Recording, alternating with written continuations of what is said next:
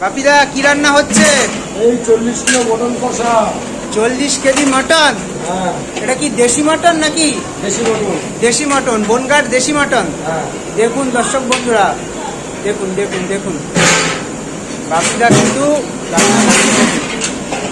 বনগাঁয় কি তোমাদের দেশি খাসিটাই বেশি চলে নাকি? হ্যাঁ, দেশি খাসিটাই বেশি চলে না? হ্যাঁ। কারণ এখানে কি রেয়াজিটা কলকাতার দিকে চল? কলকাতার দিকে রেট চলে, আমাদের এখানে দেশি খাসি চলে। দেশি আর সবচেয়ে বেশি হচ্ছে 8 থেকে 10 কিলো হ্যাঁ। চর্বি বাদে।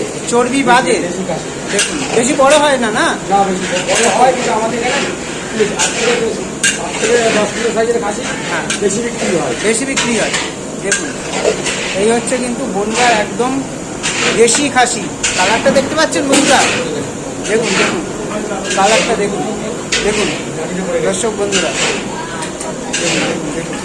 বনগাঁয় যে কোনো অনুষ্ঠানেই দেশি খাসি না? এগুলো হচ্ছে দেশি খাসি। দেশি খাসি দেখুন। মটন বিরিয়ানি হলেও দেশি খাসি, হ্যাঁ, কষা হলেও দেশি। কষা হলেও দেশি খাসি। দেশি দেশি।